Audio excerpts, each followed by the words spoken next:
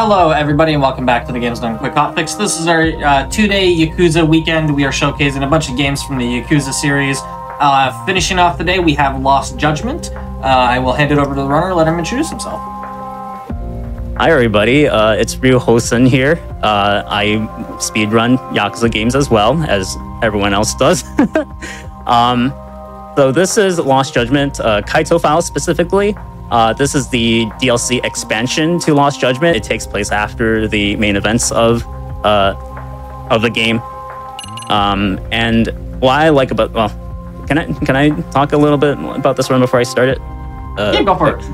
Absolutely. Yeah, so the reason why I like it personally, because it's kind of like a bite-sized version of like a culmination of like all the Judgment games.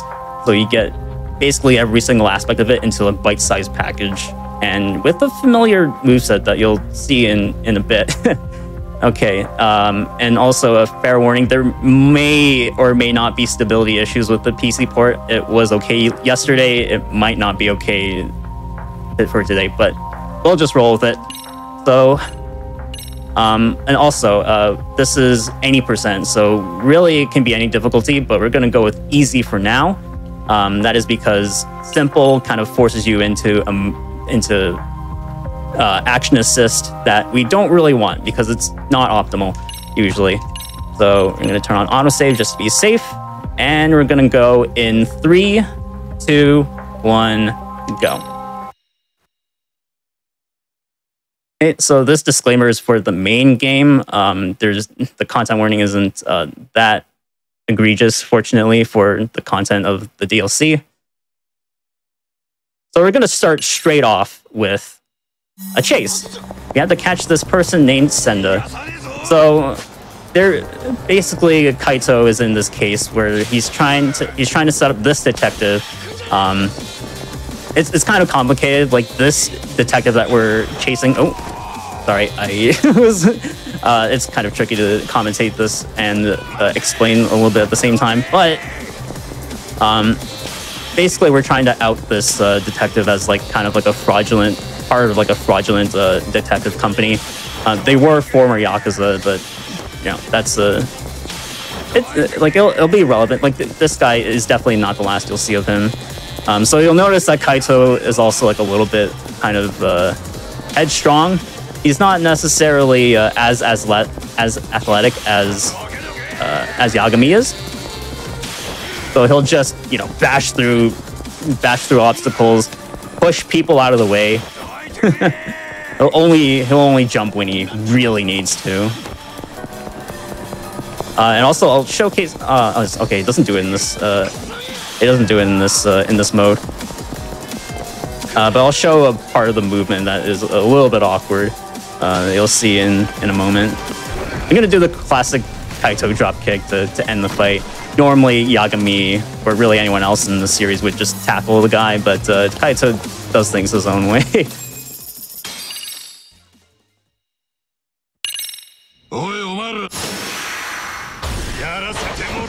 So, this is the combat for Kaito. You might notice that it's a little bit familiar. So, for Kaito, his starting moveset is what he calls Bruiser, or what this game calls Bruiser. It's basically Yakuza 0 with like his own unique twist on it.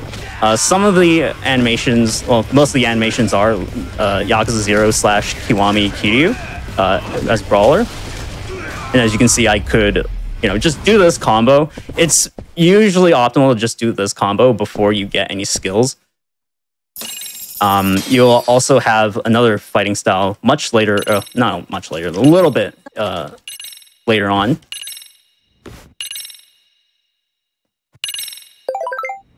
And then this is kind of Kaito, you know, resolving the case and then talking with Yagami because he's not able to show up. He won't show up in this DLC, unfortunately. He's very busy fighting off a bear while solving another case on his own. So the movement in this game is a little awkward. It is also the game showing us that he has very heightened senses. We are going to use that throughout the investigation modes. And you might also hear him sniffing a lot. That is not me, although I do make that sound occasionally. That is Kaito indeed, using his nose to detect if anything anything's off, or if he's going to like find any equipment or such. So this man here, you'll also see him a little bit later on. He's basically looking for his missing wife because his wife has mysteriously gone missing, and this wife happens to be his ex-girlfriend.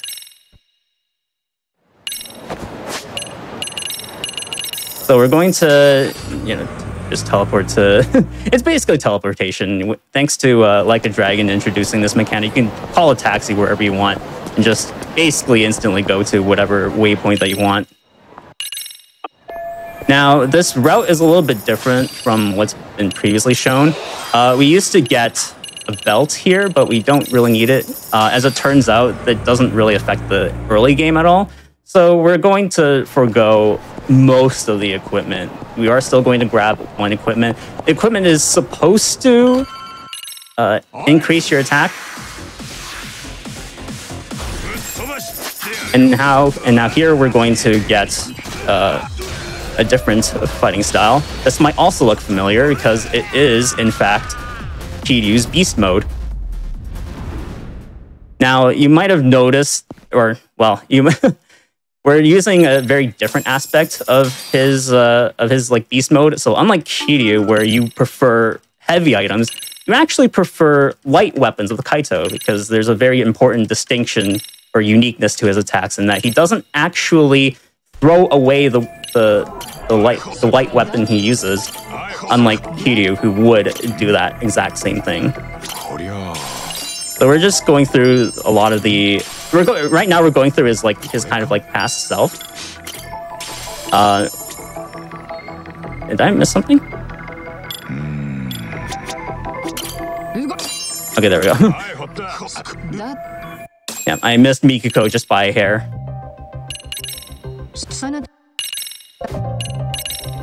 Yeah, so this is how Kaito and his ex-girlfriend met 16 years ago. And this is him defending her from, a bunch of obnoxious drunks, as the title card says. Now, we actually want to use like the bike there, even though I just said he prefers light items. That's because we don't actually have like the proper upgrade for him to use the light weapons effectively.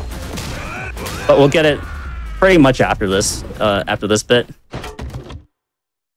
So basically, story-wise, this is kind of where where she falls for him and whatnot. And in the present day, we actually ran into her son. That he claims that Kaito is like his father, and just like the man we saw earlier, he also wants to look for his mother, because he doesn't think that whatever she got caught up in, they don't think that they think she's like still alive somewhere. So we're going to focus on this gentleman. Oops. Sorry, I'm getting scrambled with the controls. So he's listening to music, but the music is like really in the way, so we have to shout at him with a megaphone. And Jun is also pretty hard-headed. He likes to start fights whenever he feels he needs to defend someone. So this is what's happening here. We're just trying to cool the situation down. And here we're going to upgrade. We upgraded boost attack level 1, so we're going to do level 2 and deadly dance. This is the upgrade that we need to make Hank really effective for the rest of the run. I probably shouldn't have done that attack, but it's all good. He's going to get mad, but Kaito at this point already is so strong that he almost doesn't care about the enemies getting angry like that. That usually means they're going to do a deadly attack, which in this game is kind of easy to avoid, because most of the time we can intercept them before they get to us. because we don't have any items here, we're just going to do the bruiser combo. Oh. Yeah, this person likes to interrupt our combo, but it's no big deal. Yeah, most of the combat is pretty simple. You generally only use bruiser when you don't have any items at your disposal, and tank pretty much everywhere else. This is where we would normally upgrade for the for an extra piece of equipment that gives us apparently plus 15% attack and defense. It again doesn't really affect the early game at all. It might affect the mid game, but this is a relatively new route that I've just been testing out at the time. It does save a lot of time not getting the equipment, but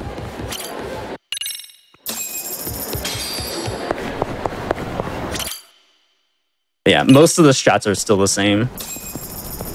So we're looking basically for anyone that might recognize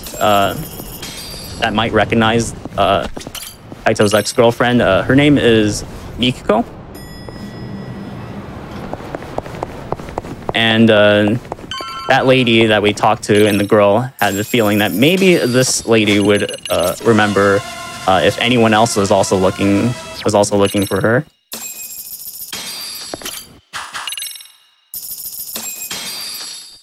And hey, look, it's Senda again.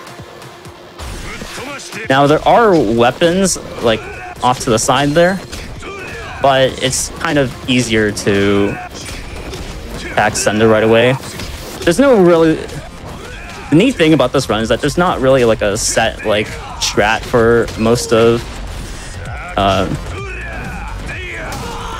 for any of these fights. You can pretty much go about it however you want. I'm just doing it the way I feel like is most comfortable for me.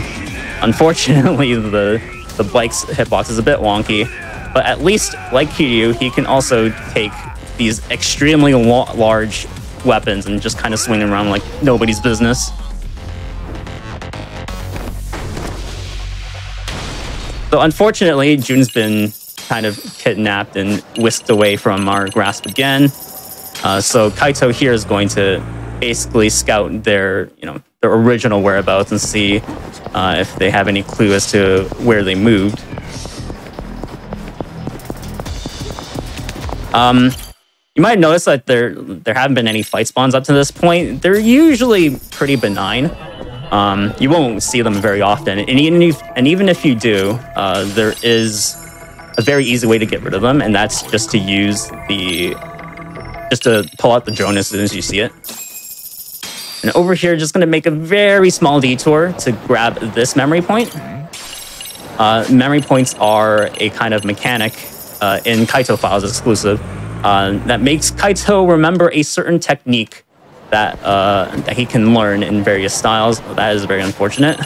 They don't usually show up there. Yeah, as you can see, the drone basically gets rid of fight spawns completely. They might like shift them around, like maybe over there or whatnot, but anyway, we're about to go into stealth. Now, Kaito handles stealth a little bit differently, and because we're playing on easy, they don't see us nearly as fast as they would on higher difficulties. So as you'll see, like you'll be using more of his skills, just going through the checkpoints that you need to hit, just optimally.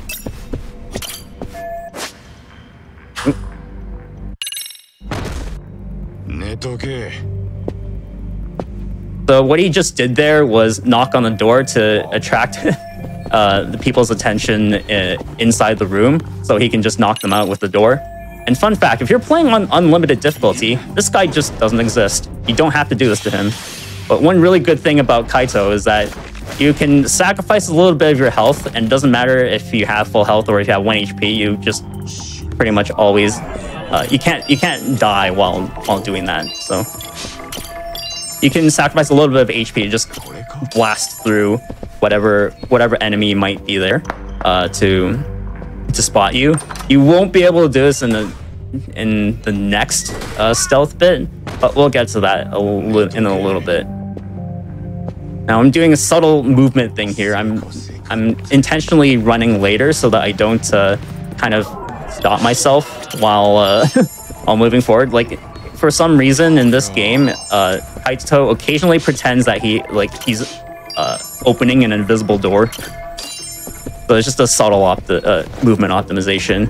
And I don't think I got to talk about the side-to-side movement in this game, because there is a lot to talk about, and I'm doing this myself. But yeah, basically, in this game, unlike the previous Dragon Engine games, which I did the invisible door thing. Unlike in all the other Dragon Engine games, you kind of like move side to side as if you're like skating on the floor or something. So it makes his turns a lot wider in comparison.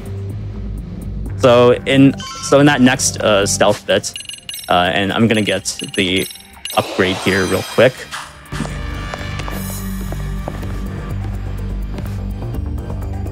Yeah, so it'll make the next stealth bit a little bit more awkward. All right, so we have Fudo the Killer here. What I like to do for this strat is just pick up this chair and then kind of spam this attack.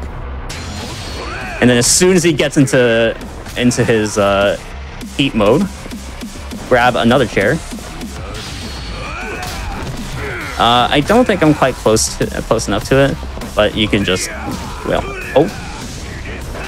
oh no, he actually hit me with it. I thought I didn't hit him fast enough because it was very far away. It's okay, we're still alive.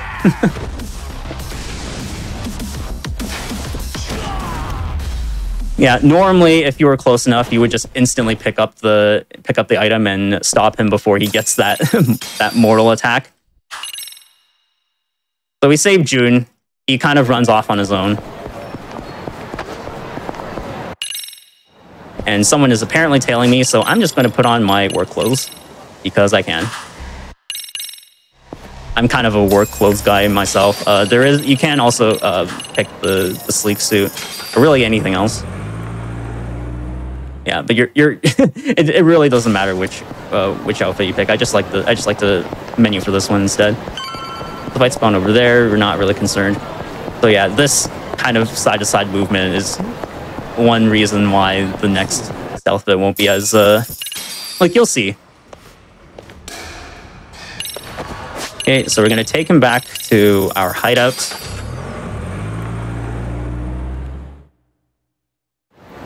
And then we're going to notice that there's actually someone else here in our agency while we were off trying to save June.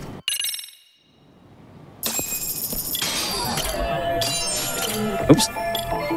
Kaito notices that the very cigarettes that they were smoking are different, so he's going to pick up his drone and see exactly who that is. You have to do it from here. You can't do it from the side window, unfortunately.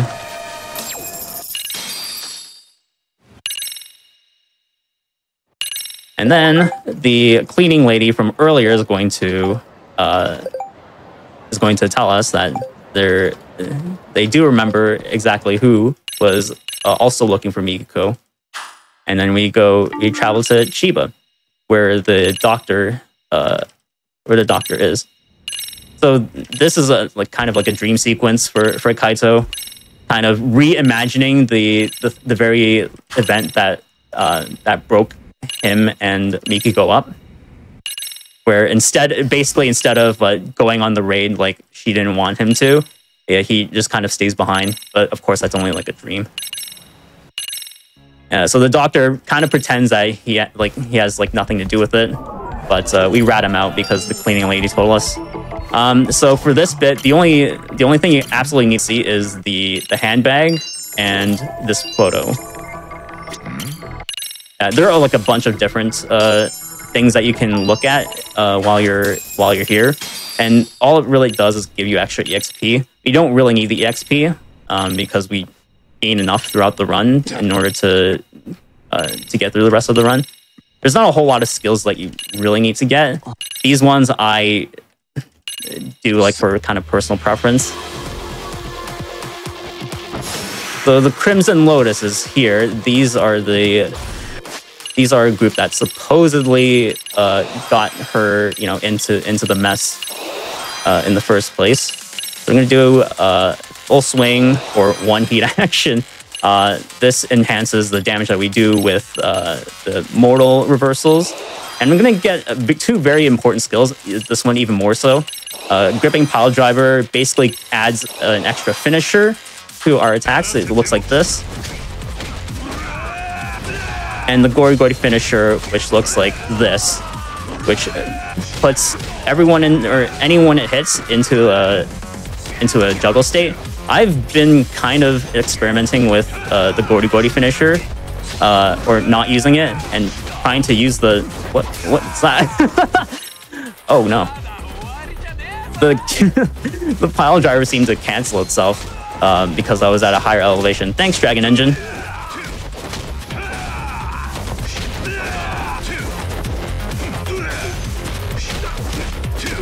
So the reason why I've been using the pile driver more often is just because whenever you juggle someone with the Gory Gory finisher, with the heavy attack, like using this, there's kind of like a diminishing return on like how often you can juggle enemies. Or not how often, just how much damage you do while you're juggling. So I've been using the pile driver a lot more. So I'm actually just going to test this out and see if it works on this coming boss.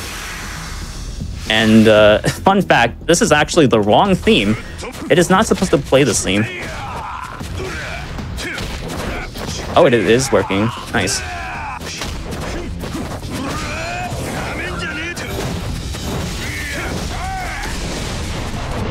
I got dodge roll from the brawler tree earlier because it's just for safety, especially when you're not sure about the timing of the mortal attacks. I tend to just mash dodge because that's how you normally trigger it.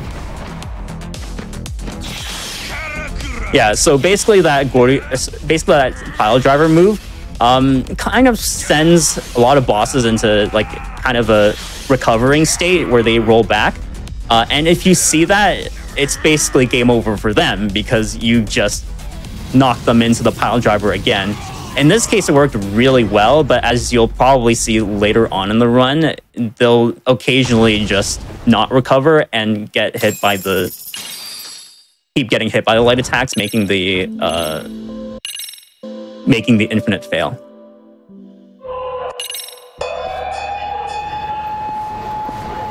Now I'm going to do a very subtle thing here. I'm actually going to switch the... I almost made it harder for myself. We're actually going to switch the difficulty to simple now, and that will be the difficulty for the rest of the run. Now, it is like that because simple actually does change, not this section, but the section after this. It doesn't change the combat as far as I'm aware. But it'll make some of the next bits of this chapter much, much, much easier. I was trying to pick up the chair.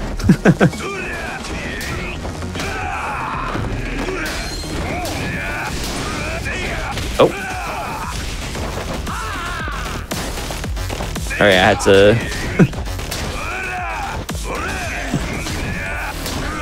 sort of finagle the deadly attack.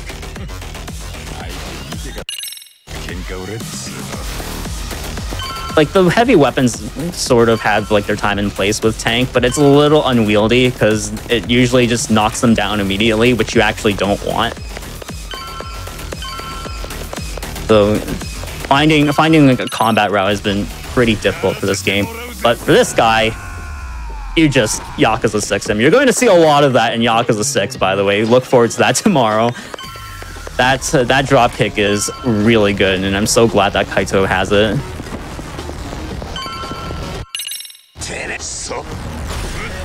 These guys have guns, but they're pretty... Again, they're not very aggressive, especially on simple. On Legend, they're a little bit worrying. But fortunately, we are not playing Legend. We would be intentionally dying a lot more often just to heal ourselves. So this guy, we're going to use a light item to do damage. Oh, it's not it's not hitting him. Yeah, you will hear Kemochi's theme later. It's just it just didn't play right. Oh, he's doing the thing. You can use heat actions to stop it as well. You don't actually need to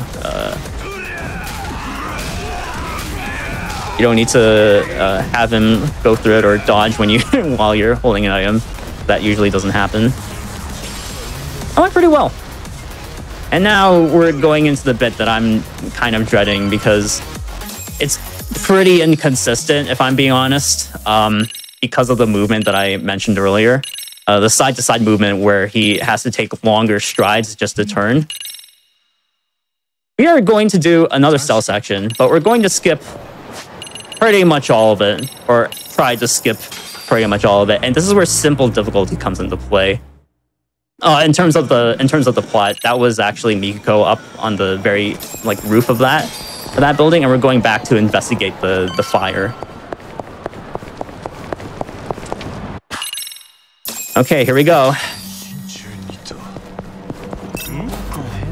Oh no. Oh no, he's chasing me. Oh wow, how did he get me from all the way back there? Oh boy. Yep, you might see, this might go on for the next 5 minutes, unfortunately, because I don't know how that chair stopped me, but it did. That pass was clean.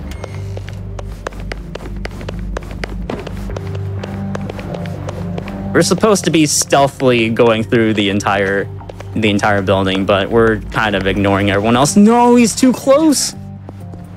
He's too close. Oh my goodness. Yeah, this might go on for the next 5 minutes. It's been relatively inconsistent whether that guy shows up, next to the door or a ways away from the door.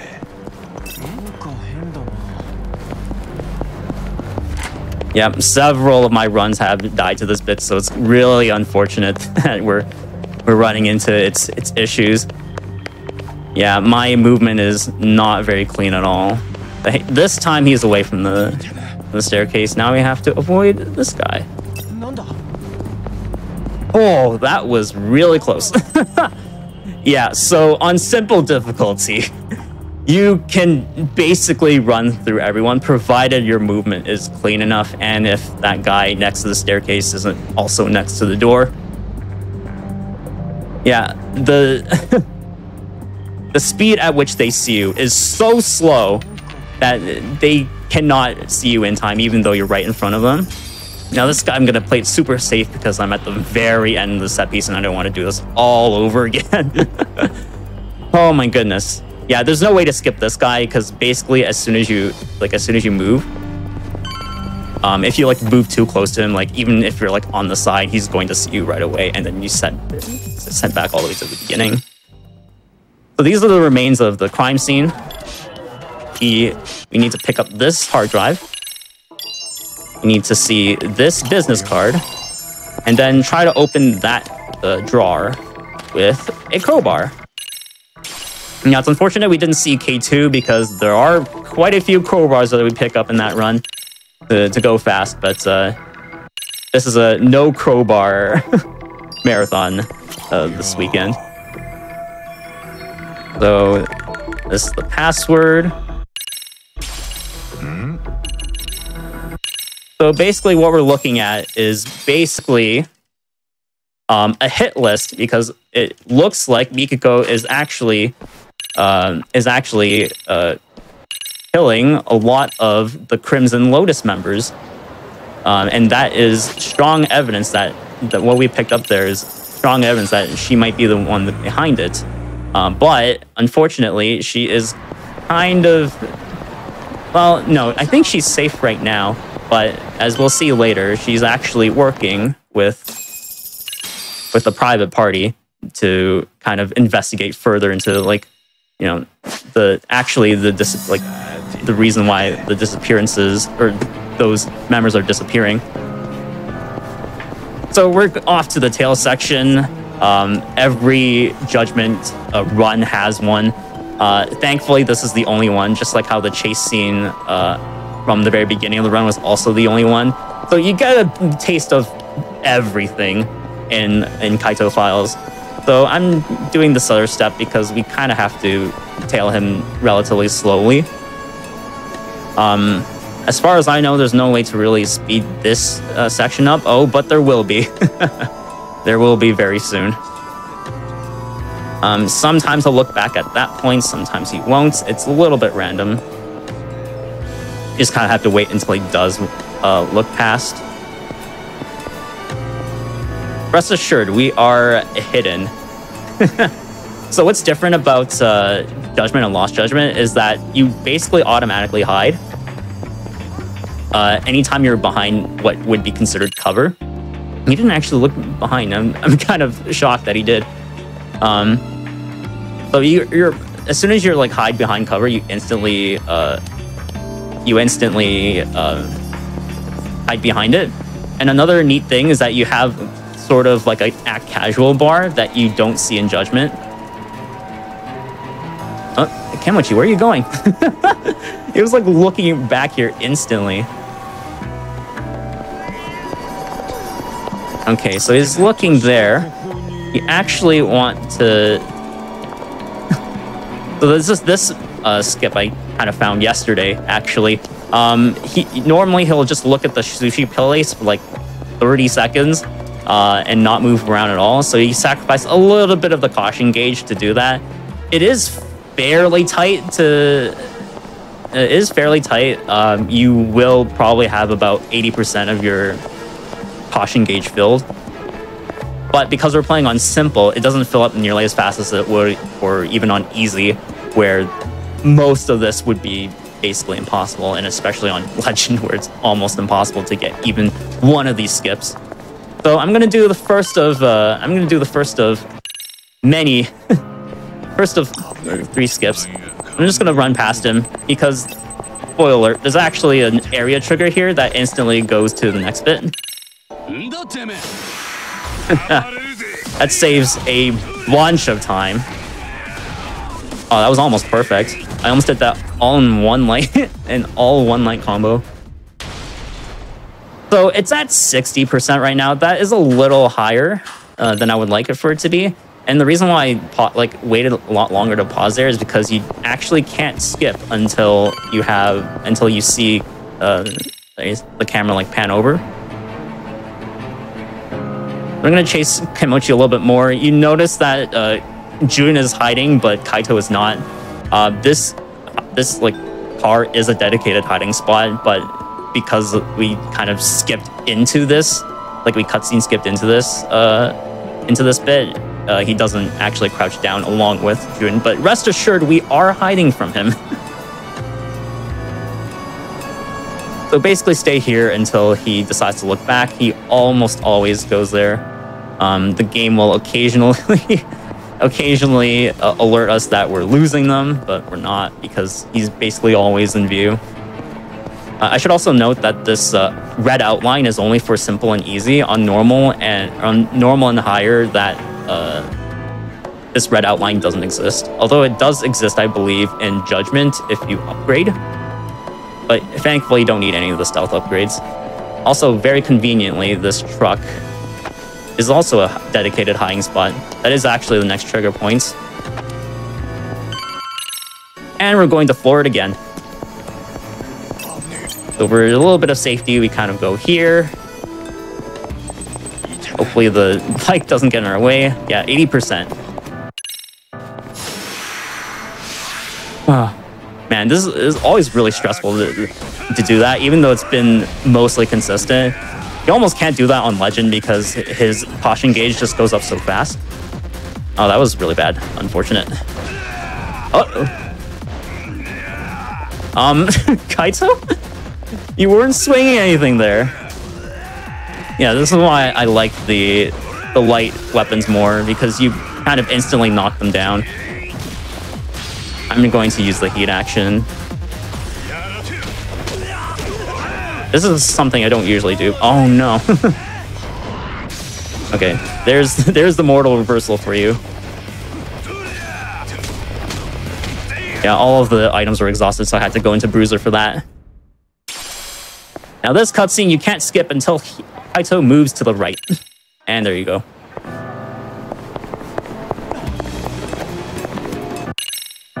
Now for this bit, you can sort of move up to him slowly, but there is sort of a camera trick that you can do until he like goes off screen. This is basically, I feel like if I go too far, I'll just have the camera suddenly zoom in on Kaito, and I don't want to do that for viewer's sake. Oh, he's stuck on NPCs. Yeah, normally I would show off how you can like hide behind the orange car there and be basically in plain view and have him still not see you there, but just playing is super safe because we have 80% and not sure if our reactions, because I'm actually really nervous right now. If I can press the button fast enough. Thank you. You got this. Yeah, just follow him very slowly. Sometimes he turns around like 3 times in a row because his caution gauge is abnormally high for this bit. But oh yeah, we got really lucky. Got really lucky that he only looked back once. So we're going to enter because, as it turns out, Mikiko was also tailing Kemochi. We're gonna pick up this plant and hopefully knock everyone in one string. That's too bad, but at least it's not that much slower than how it normally is.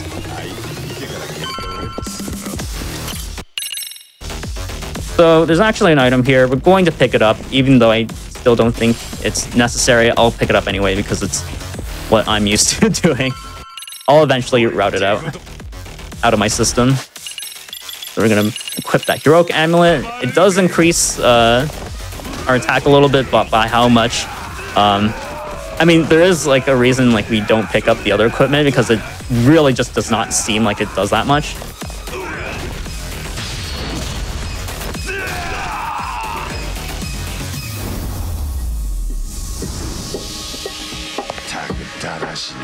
So we're about to enter the room with Kemochi. And spoiler, we are going to fight him, and hopefully we'll actually hear his theme. There it is. That's much better. We were hearing Hamura's theme, if you were wondering. So for this fight, I like to take out the table and super armor state so he doesn't get knocked down, so he can do the entire string. Oh, that's unfortunate. Oh, we also got rid of the thing entirely.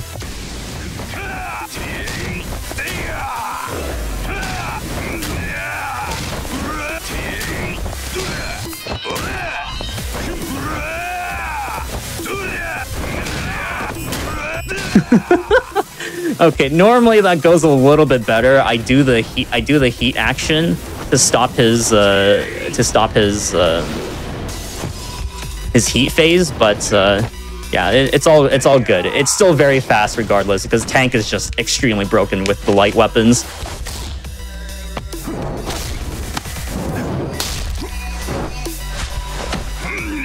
By the way, one of the best cutscenes leading up to a QTE. Unfortunately for simple, it's all X or square, depending on what your control scheme is. It is a little bit different for the higher difficulties, but they keep it really simple. So we saved Mikiko. They apparently used the fact that they were tailing Kemochi to abduct her effectively, but we saved her. And now, all of a sudden, we are in the Bato detective agency that Senda was a part of. So as it turns out, they're actually helping her out the whole time.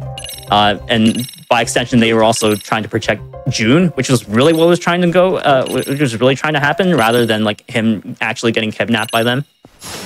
And because of their, differences, they're going to fight.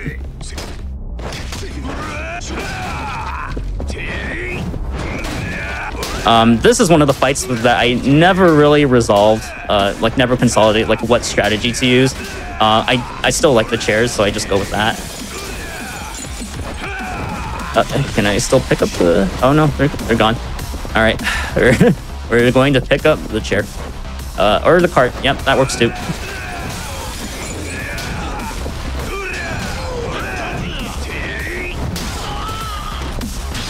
He's in his heat phase. I don't like that.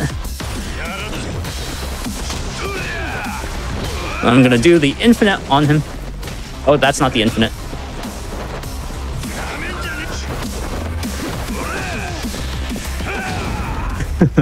Yeah, this fight can get really messy, especially on Legend, where they block a lot more often, even with tank, especially with the tank attacks. So after that, all that, we're gonna go back home to the Yagami Tante Jimusho, as I think it's called in Japanese. Sorry, my Japanese is extremely poor. I'm sorry for that.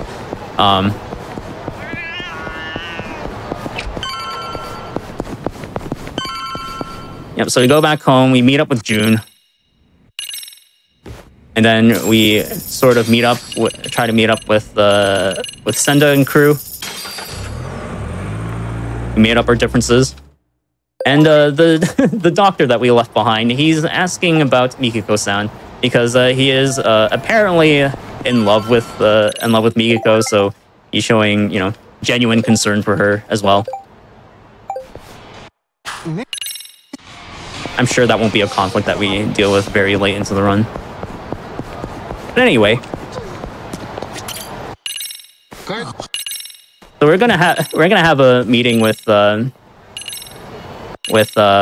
Igarashi, the other guy who is the captain of, or the boss of the agency. So we're kind of brainstorming theories about like who's really responsible for the murders. You can actually choose yourself.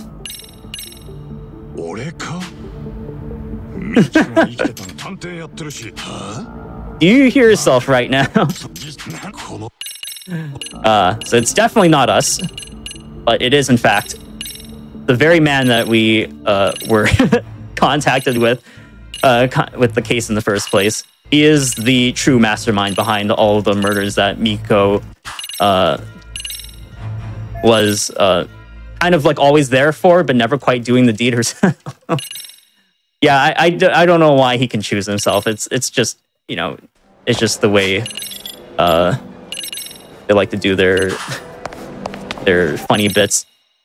So this bit we used to think, oh, you know, maybe you need to like investigate, you know, whether like you need a certain outfit or not. You can just run in with either the work outfit or the sleek suit, and then find that you probably need another way in. So the costume is what we do. You have to walk all the way to the other side, unfortunately.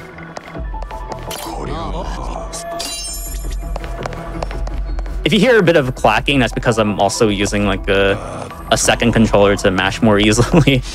You don't need to smell this door. You only need to look at it. And as it turns out, the new guy that those guys were mentioning earlier is actually Tashiro, a recurring side character in the Judgment games. You might be surprised to find out what we do once we defeat him here. And just for kicks, I'm going to slam this chair on him, just to be safe. Sometimes he gets really aggro and knocks you down. So, surprise, surprise, because it's Tashiro, we're gonna steal his outfit. Yep. They don't get enough of that gag. Let's skate around a little bit.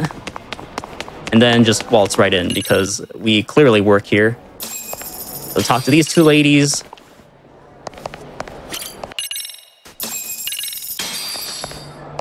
Investigate the bathroom, I guess, because that's just where the next waypoint is. And now we're met with the Crimson Lotus. So basically, Mikiko is actually here in the building to infiltrate this party to kill Sadamoto himself, or at least find out if he really is the killer.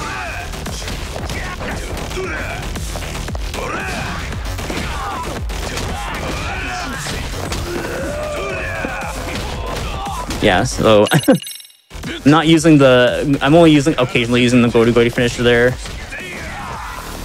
Only if he like doesn't get up the usual way. Nope, that's the yeah, it's not just this best combo in the game. It's also the fully extended combo that he gets a Godu finisher. I'm actually turning off heat here because whenever you defeat an enemy while you're in heat, the game slows down considerably. So it's kind of been like just optimizing like where you use your EX mode to, you know, take not take less damage but flinch less often.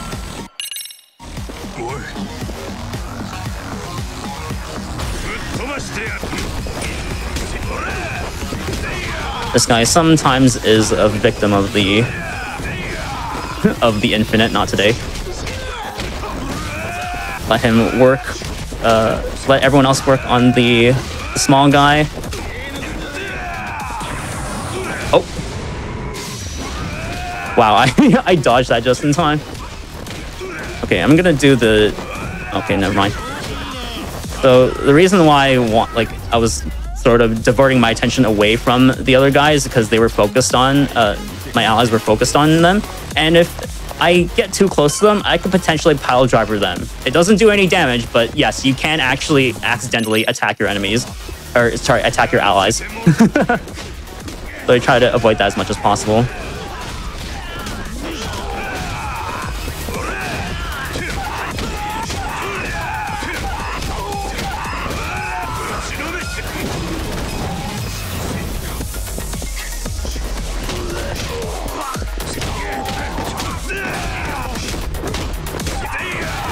There are a lot of enemies here.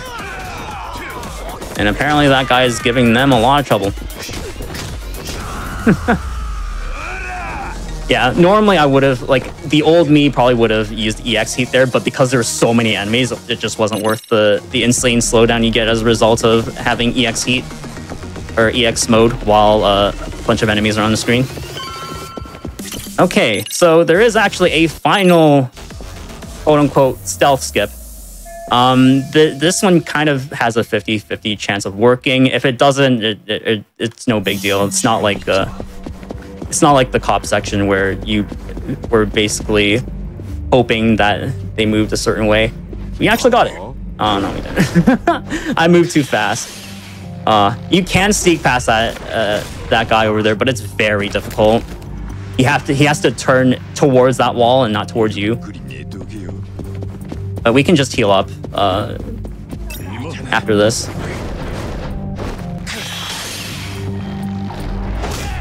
We did get a lot of healing over the course of the run, so yeah, this run is pretty safe, and I'd say this is like another good like starting point for like anyone that wants to get into Yakuza speedrunning.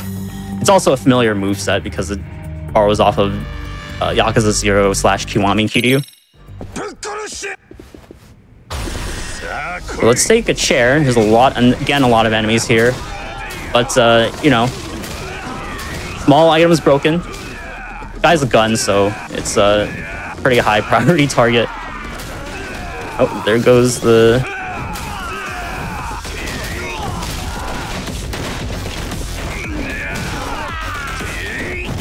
Oh. Okay, it's fine. We're on simple difficulty, so they're not gonna do that much damage to me. Just grab more chairs because there are apparently infinite number of chairs here. Is there another? Wait, where's the? I might accidentally spawn more enemies with guns. I'm honestly not sure what the enemy layout is like. I just kind of use the chairs with impunity.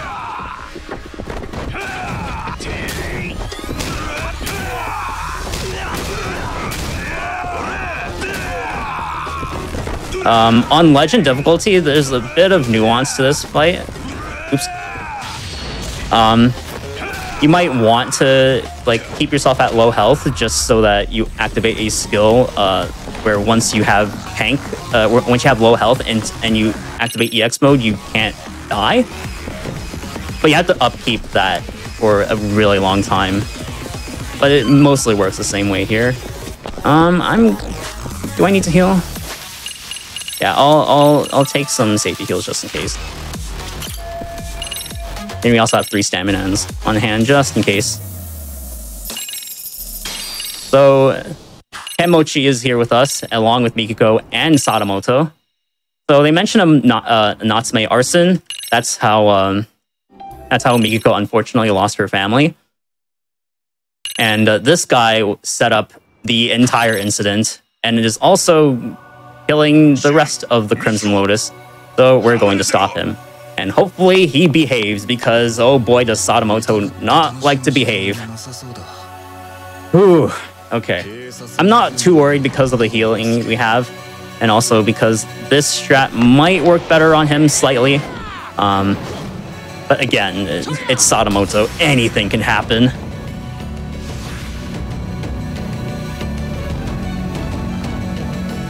Oh, fun fact, Oda shares this guy's voice actor. Oda and Sadamoto have the same voice actor. And they get a lot of mileage out of out of not just reusing assets, but also rehiring voice actors. And he does a really good job.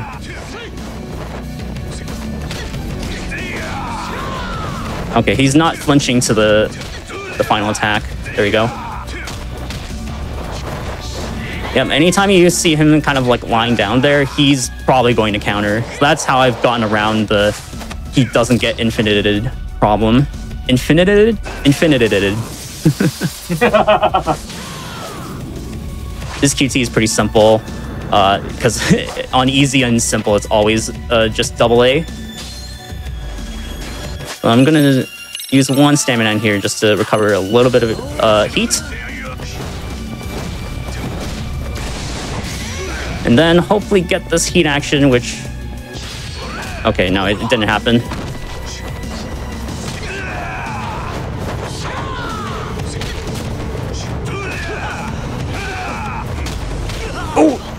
Oh no, he got us. He got us with the counter. This is probably like the most dangerous phase for him.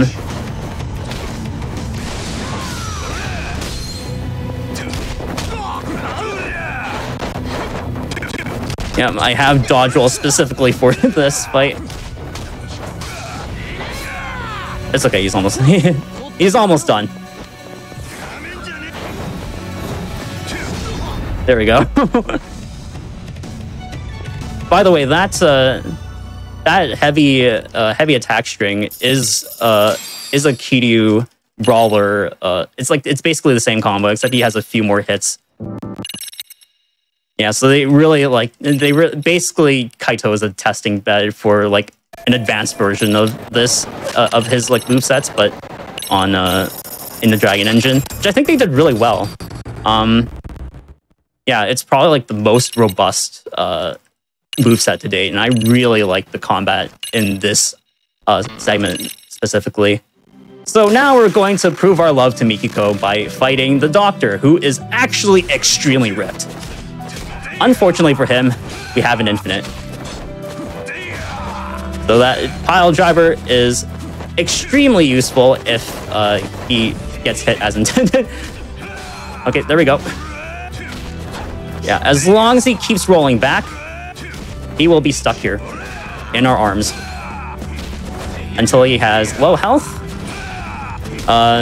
You might be wondering why I haven't said time is soon. That's because he can do this. He's not done. He'll just recover all of his health. I don't know if this damages him or not, but I'm going to hit him anyway while he's in that state. And just pull him back in the infinite. Oh, man. Unfortunately, this is much, much harder to set up on Legend. It still works the same way, but he blocks and tries to interrupt you more often. So... Yep, that is how you deal with Shirakaba. So time is going to be soon. 1, 2, 3. Time is coming up. And time. GG. GG. Oh man, I was really worried for that cop skip, but I'm so glad that it didn't take more than 5 minutes. And a lot of the strats I did actually work. All right. So yeah, thank you for sticking around for Kaito Files. I highly recommend playing not just Kaito Files, but the rest of the Judgment series as well. Is probably some of the most well-written spin-offs that RGG has ever done. And the combat is amazing, it's unique, and especially because it's Dragon Engine, smooth. And this is just a bunch, this run is just a bunch of fun. I love doing this. I love doing this run. Just got back into it again and just, basically trying to break the game. Man, Kaito, this run does have kind of a special place in my heart. Just because it's it's kind of my favorite combat in the entire series. So yeah, that'll be it for me. I do stream occasionally. I'll try to stream more of this, I promise. So yeah, so that will be it for the night as well. Yeah, look forward to tomorrow, where we'll start off with Yakuza 4. We've been sort of hyping up and also dreading Yakuza 4 because they're you'll find out. You'll find out. Yeah, I don't know how to end this off. Yeah, just everyone that's been running this, just it's incredible that we have this opportunity to showcase the other games, or the games that we have for this weekend, and I'm extremely proud to be part of it. So thank you, Froob, for basically allowing us to do this, and for the rest of the community, just just being the community. All right. Yeah. Go ahead. Thank you so much. No, thank you so much for the run. You did great. And yeah, I just want to give a huge thanks to everybody else who's participated today. It's awesome to be able to work with the community to showcase all of these games. So super excited to have had you all on today, and excited for what we have tomorrow. And like you said, we've got Yakuza 4 tomorrow, then Yakuza Dead Cells, Yakuza 6, and ending it with Yakuza Like a Dragon. We will, it's 13 hours of content. So starting at 1 p.m. Eastern, we'll see you back here for more Yakuza. Yep. That's all we've got for you tonight, though. Again, thank you so much, and we'll see y'all tomorrow. Yep. Peace.